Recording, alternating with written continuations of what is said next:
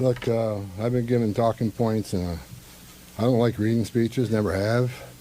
But my chief of staff did put some stuff down here in writing just to make sure I don't miss anything.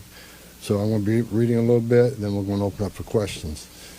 I've been on the ground less than 3 full days. I got in here Monday. President of the United States called me Monday morning and asked me to deploy here. Got here Monday evening, and I'm staying till the problem's gone. But we've made a lot of progress in the last 3 days. Marcos Charles, he's running ICE operations here. There you go. Rodney Scott, Commissioner of Customs and Border Protection, standing here beside me. Good morning, I'm Tom Homan, the Border Czar for President Trump. I'm here on behalf of the President, along with U.S. Commissioner for U.S. Customs and Border Protection, Rodney Scott, and Marcos Charles, who's leading the enforcement effort here right now. I've been on the ground since Monday to regain law and order in the city beloved by many, and work together to remove threats from the community. During the past administration, well, I'll remember, more than 10 million illegal aliens entered this nation. Many were national security threats, public safety threats. We can't remember over 2 million known gotaways. 2 million people who paid more to get away. Why? That should scare the hell out of everybody. President Trump promised American people, including the residents of Minnesota, that he would work to ensure our communities are safe. And with that, this administration is absolutely focused on identifying removal aliens that pose a public safety threat and national security threats. And the numbers prove it. The data proves it. In the past few days, I've met with Governor Walz, Attorney General Ellison, Mayor Frey, numerous police chiefs and sheriffs, and I have more to meet. I'll also be continuing the dialogue with business and religious leaders in partnership with Minnesota, your community leaders. I'll be meeting with them too because I want to hear what they have to say. In my meetings with folks so far, and most importantly the governor and the AG, the Mayor Frey, we didn't agree on everything. I didn't expect to agree on anything. I've heard many people want to know why we're talking to people who they don't consider friends in administration. Bottom line is you can't fix problems if you don't have discussions. I didn't come to Minnesota for photo ops or headlines. You haven't seen me. I came here to seek solutions, and that's what we're going to do. And we've come a long way, and we got some good wins for the people of Minnesota, I think, and for the administration and for the safety and security of this city. One thing we did agree on, though, everybody I talked to agreed on, was that community safety is paramount. One thing we all agreed on was U.S. Immigration Customs Enforcement is a legitimate law enforcement agency that has a duty to enforce the laws enacted by Congress and keep this community safe.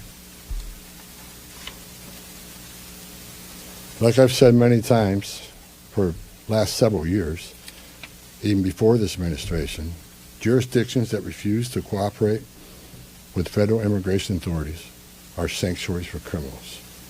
Sanctuary cities are sanctuaries for criminals and endangers the residents of the community. To be clear, we did not agree with Minnesota state and local officials that they would be involved in immigration enforcement. I didn't ask them to be immigration officers. I'm asking them to be cops working with the cops to help us take criminal aliens off the street. What we did agree upon is not to release public safety arrests back in the community, and they could be lawfully transferred to ICE. I'll speak more about that.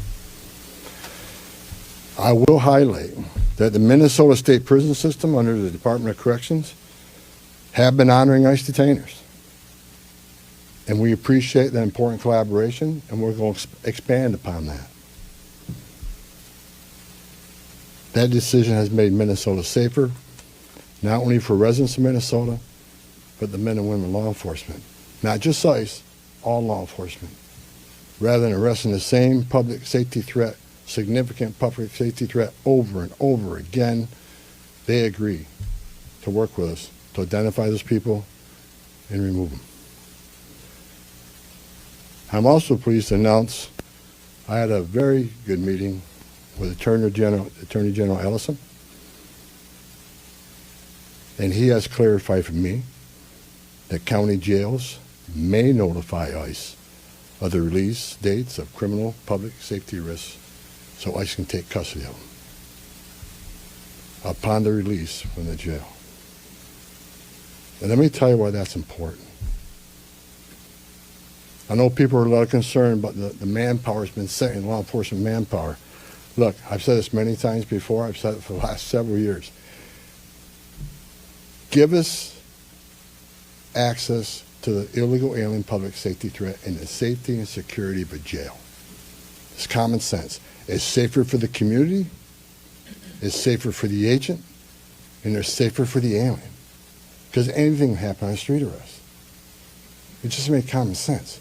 And for the people that argue, well, we're a welcoming community because we want victims and witnesses of crime that are here illegally to feel safe to come to police without fear they're working with ICE,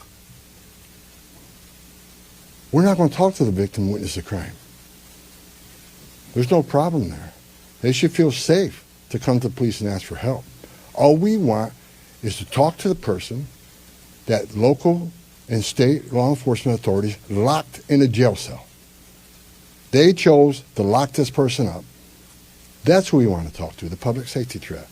So that argument is that protects victim witnesses of crime. It's a bunch of crap. Victims and witnesses of crime don't want the bad guy back in their neighborhood either. So great progress with the Attorney General and local sheriffs. And one thing, when we have these agreements, it takes less law enforcement agents to do the job. One agent can arrest one bad guy in the safety and security of a jail where he's behind the wire. We know we don't have weapons. But when you normally release that public safety threat, illegal alien back in the community, we have a job to do. We're going to arrest them. So we're going to find them. And what happens is now we got to arrest somebody on his turf. We have access to who knows what weapons. Now we got to send the whole team out. Cover the back door, cover the front door, officer safety reasons. Then because of the hateful rhetoric and the attacks on ICE officers, now we got to send a security team behind the arrest team. So what could have been done with one person in a safety and security jail, now we got 15, 16 people out there doing it. I know that causes stress in the community. So if we get these agreements in place, that means less agents on the street. More agents in the jail means less agents in the street. This is common sense cooperation that allows us to draw down on the number of people we have here. Yes, I said it. Draw down the number of people here. Because we have the efficiency and safety of the jails and the prison. Matter of fact, I have staff from CBP and from ICE working on a draw-down plan. What does that look like based on the cooperation? What does that look like based on how many targets we have left to find? In my meetings with Governor Walz, AG Ellison, and Mayor Fry, as well as state and local law enforcement, again, I appreciate they all acknowledge that we do have federal immigration laws in this country that have been passed by Congress, and that ICE is in fact a legitimate law enforcement agency charged with enforcing those laws. We're not making this up, folks. ICE is enforcing laws enacted by Congress. They're a federal statute. That said, I'm not here because the federal government has carried this mission out perfectly. First thing I said to senior staff when I walked in here is what I told you earlier. I didn't come here looking for photo ops or headlines. I come here looking for solutions. I do not want to hear that everything's been done here has been perfect. Nothing's ever perfect. Anything can be improved on. And what we've been working on is making this operation safer, more efficient, by the book. The mission is going to improve because of the changes we're making internally. No agency or organization is perfect. And President Trump and I, along with others in the administration, have recognized that certain improvements could and should be made. That's exactly what I'm doing here. As such, in meetings I've had with federal law enforcement managers, including ICE and CBP and other federal partners, as well as state and local officials, I have conveyed the President's expectations with regard to federal immigration enforcement efforts. We will conduct targeted enforcement operations. Targeted. What we've done for decades. When we hit the streets, we know exactly who we're looking for. Good idea where we may find them. You have a criminal history. You have their immigration history. A lot of information about this person that we get from numerous databases out there. Targeted, strategic enforcement operations. That's traditionally been the case, and that's where we're going. That's what we're going to continue to do and improve upon that. With a prioritization on public safety threats. I want to be clear. I don't read a lot of social media. I don't read a lot of media. I don't believe half what I see. We are not surrendering the President's mission in immigration enforcement. Let's make that clear.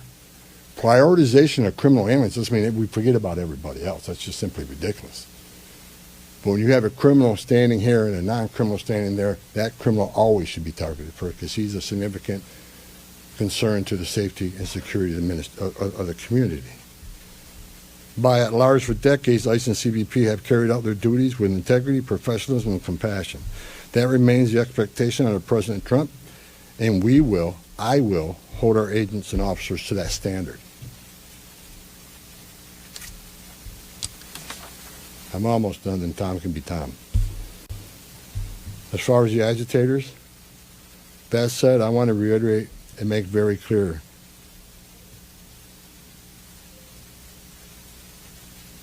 I want to make it clear, ICE and CBP officers are performing their duties in a challenging environment under tremendous circumstances, but they're trying to do it with professionalism. If they don't, they'll be dealt with. Like any other federal agency, we have standards of conduct. They are sworn law enforcement officers working tirelessly to enforce our country's border security and immigration laws, protecting the interests of our country and preventing dangerous people from walking the streets of this nation when they're not supposed to be here to begin with. Men and women of ICE, I was a Border Patrol agent. I was an ICE agent. I was the first ICE director that came up through the ranks. I spent over 40 years doing this. These men and women that carry that badge and gun are American patriots. They put themselves on the line for this nation every day. But I want you to remember, they don't hang their badge, they don't hang their heart on a hook every day they come to work. They're mothers and fathers too. They're sons and daughters too. And if they've seen a fraction of the tragedies I've seen in my career, they take a lot of damage home to every day. The things they've seen, especially on the border with Border Patrol agents. People drowning in a river. Women being raped by criminal cartels. Giving CPR to a baby that was thrown in the river by the cartels because Border Patrol came too close. So let's throw the baby in the river. That way the Border Patrol was concentrating on that so I can get away. These men and women see some terrible things. But I want you to remember, they're mothers and fathers too. Many of them are members of this community. God bless every one of them. The hostile rhetoric and dangerous threats and hate must stop. And we all agreed to that. All everybody met here to tell you, we got to stop the rhetoric, the hateful rhetoric that has caused an increase in assaults. That has caused, because of that, have to send security teams out with arrest teams, which surge the city with additional resources because of the rhetoric, because of the threats, because of the assaults. Again, with the agreements we've achieved and following through these agreements with the rhetoric dropping down, that allows us to pull more agents out once we feel the environment's safer.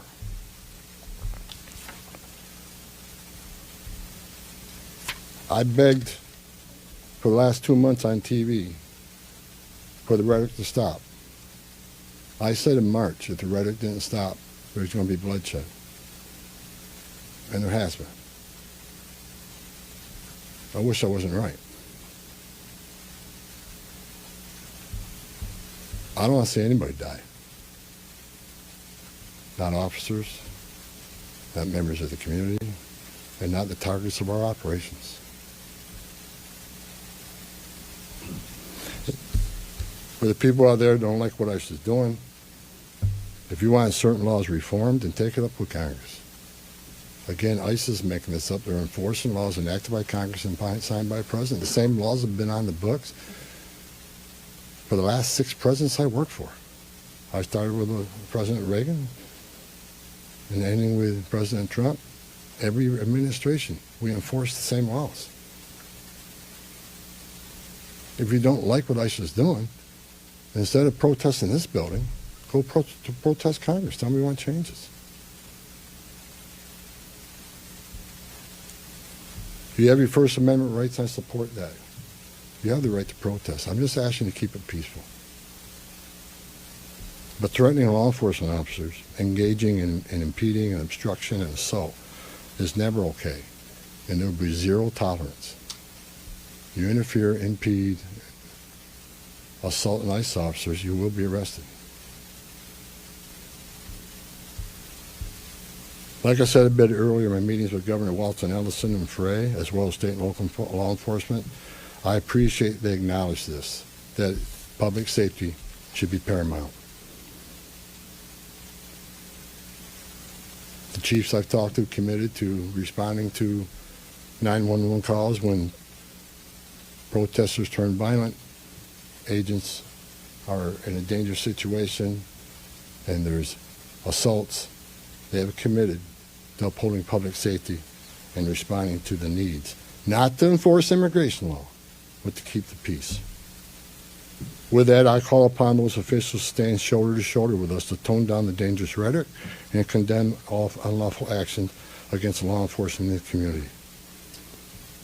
There are many ways your voice can be heard, express your feelings, and affect change in the country without crossing that line. Political and other disagreements in this realm should not be at the expense of public safety or the safety of federal law enforcement officers. In closing, I want to thank the state and local officials here in Minnesota that I met with and the many I'm going to meet with.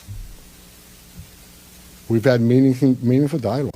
And look, again, we didn't agree on everything, but we agreed on the things I just talked about. There's much more we can do. And I'm going to continue this dialogue. I got many more community leaders to talk to. I got many more sheriffs to meet. President Trump wants this fixed. And I'm going to fix it. With your help. I want to thank President Trump for his unwavering commitment to public safety and prosperity of every American. Under the President's leadership, we have the most secure border in the history of this nation, which means less women are being raped, less children are dying crossing that border, less fentanyl is getting in this country to kill Americans, less known suspected terrorists are crossing that country. And we don't have 2 million unknown gotaways. We don't know who the hell they are. A secure border, we have stronger national security. A secure border saves lives. When 96% less people come in, how many women aren't being sucked to be members of the cartel? How many people aren't dying making that journey? How many Americans aren't dying of fentanyl overdoses? How many women and children aren't being sex trafficked in this nation? The data proves it. Anybody can find that data. So God bless this great nation. God bless Minnesota. We can do better. And I thank your local and state leaders meeting with me. We made some significant gains, significant coordination and cooperation, and you're going to see some massive changes occurring here in this city. Thank you. On Bloomberg Radio across the nation, Tom Homan speaking from Minneapolis this morning. In our studios, David Gura, Paul Sweeney, Alexis Christophas. We welcome all of you.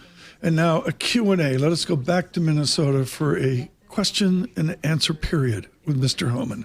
Changes the parameters for interior enforcement only in Minnesota or also in Maine and other places? And finally, when will you consider that those objectives will be achieved and this operation will end? Or is it in terms of agents on the ground, in terms of who you're targeting for arrests? The withdrawal of law enforcement resources here is dependent upon cooperation. Like I said, one agent arresting one bad guy in jail means less agents on the street. We have some agreements. We got more to talk about how we're going to implement these agreements. But as we see that cooperation happen, then the redeployment will happen. Look, target enforcement operations should happen across the nation. That's what we've done for decades. And with target enforcement operations, I've done many of them. It just makes it safer for everybody. When we know exactly what we're looking for, what is his criminal history, what is his immigration history, where does he live, is he in an apartment complex versus a house, has he got a known record for having weapons, it's safer for everybody. Then we know what type of resources we need to go. And, it just makes this operation cleaner, more efficient, and it's proven less violence when we know exactly what we're getting into and we can take the necessary precautions to keep everybody safe. Some of the operations that I've been involved in, we know there's children in the house based on surveillance. So we know you got to be a little bit different when you go into the house because there's going to be children present. So target enforcement operations, the way we've always done it, I think we got away from a little bit. And we're going to make sure we do target enforcement operations. And look, I will say it again, we are not surrendering our mission at all. We're just doing it smarter. Shimon Prokopez from CNN. Mr. Homan, how did we get here? In terms of, you had Greg Bovino, who was the face of this immigration operation. The mission, as you say, to having border patrol agents in the interior of this country, stopping U.S. citizens, asking them for ID, creating this fear in places like Chicago and now here. And then finally, it took really the death of Alex Petty for us to get here. How did that happen? Who made the decisions to allow this kind of operation to proceed in this way and to create such fear? Well, look, the Border Patrol, in the last 4 years under Joe Biden, we had an open border where 10, 12,000 people a day are coming across the border. Border Patrol got overwhelmed, which means we sent thousands of ICE agents down there to help deal with that humanitarian crisis, to help secure the border. Now we have millions of people released in this nation, many unvetted. Now we got to find them. Before the big, beautiful bill, we had a total just under 5,000 deportation officers to look for millions of people, many in public safety threats. So yes, we needed Border Patrol to come and help on our mission now. And reason for the massive deployment is because of the threats, because of the violence. Our officers need to be protected. If I'm on an operation, an arrest team, I'm going to a house, I got to be busy with that guy, the dangerous guy, and I can't keep looking over my shoulder at what's happening outside that house. So we brought extra resources in to provide that security. And as I said, as we drill down on these great agreements we got and this great understanding we have means less. So we can draw down those resources. When the violence decreases, we can draw down those resources. But based on the discussions I've had with the governor and the AG, we can start drawing down those resources as far as those looking for public safety threats being released, and do it in the jail with much less people. So the drawdown is going to happen based on these agreements. But the drawdown can happen even more if the hateful rhetoric and the impediment and interference will stop. So Border Patrol, I was a Border Patrol agent. These men and women are patriots. God bless them. They're here to help us. And the drawdown will come soon, depending on when this actually, I see this in play. But the agreements to have alone is going to cause a significant drawdown. So you're going to see a drawdown. Ben, go ahead. Just on a personal, Go ahead, Ben. you've been doing this Ben, for go 40 ahead. years. Just Tom a Homan. follow-up. Ben, go ahead. No, First off, Ben Burquam, Real America's Voice News. On behalf of the American people, I just want to say thank you to you and to all of the agents that are putting their lives on the line to go after the people that were allowed in the last administration. We watched that happen in the media, the honest media, covered up by many of the media that are behind me. We want to say thank you, and to all the men and women that are out there. Can you talk to us about what's being done with the leadership on these signal chats, on these WhatsApp chats that are organizing the attacks against you, the obstruction against you?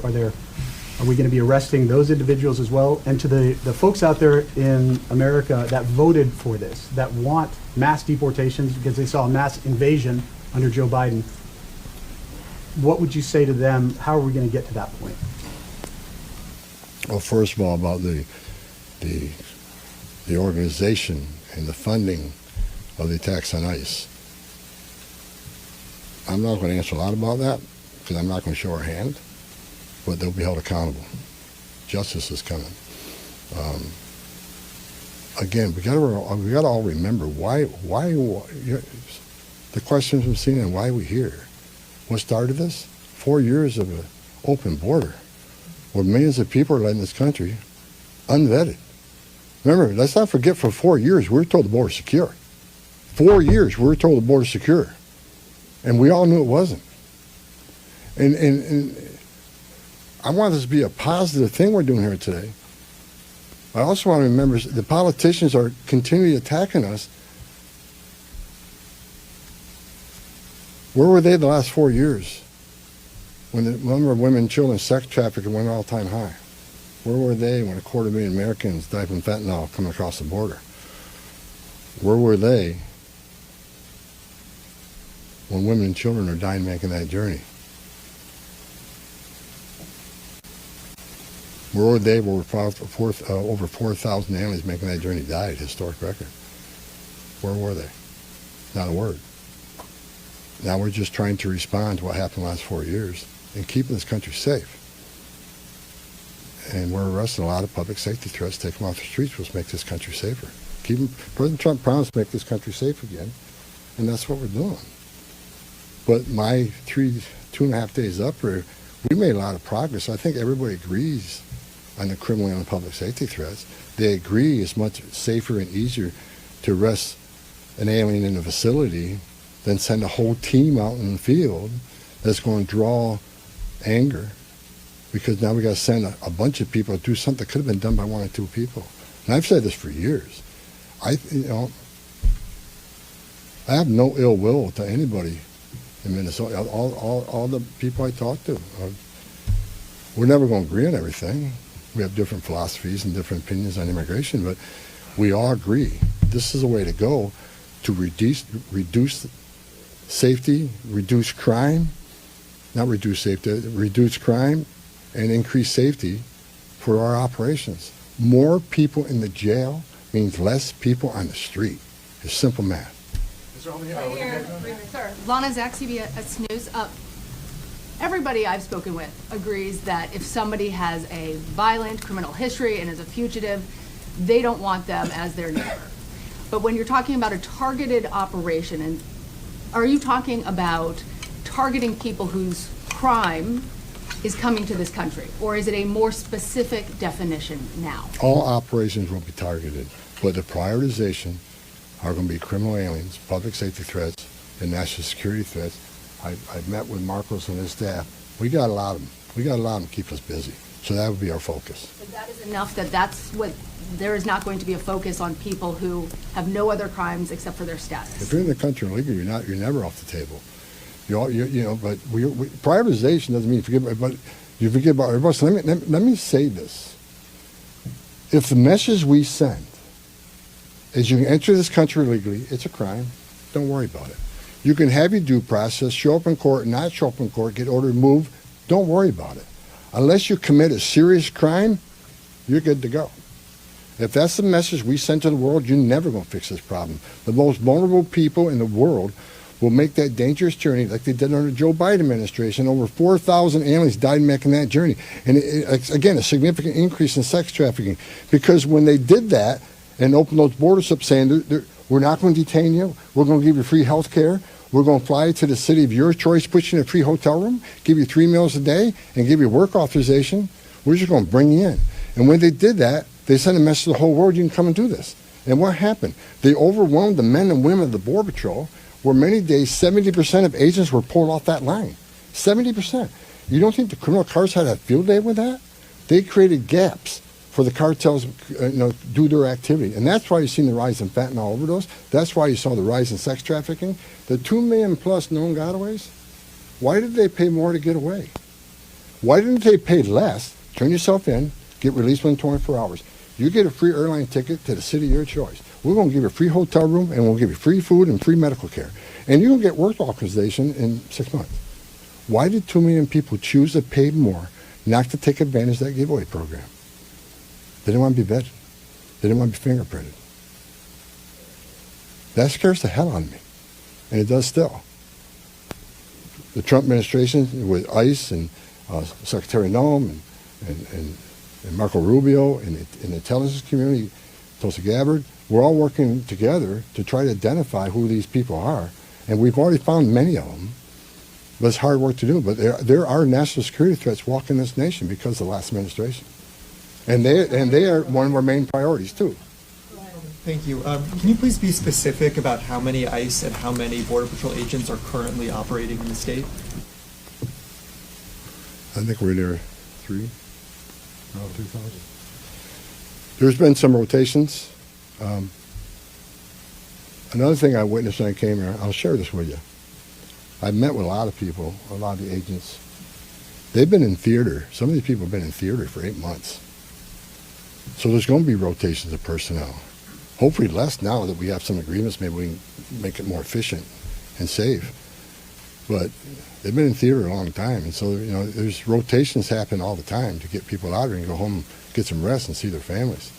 Day after day, you can't eat in restaurants. Day after day, having people spit on you and blow whistles at you. Day after day, having all these threats at you. Day after day, having people trying to interfere with you. Day after day, they're human. So, we've got to rotate these people, and we've already rotated some. But my main focus now is drawdown, based upon the great conversations I've had with your state and local leaders. Again, I'm not a fool.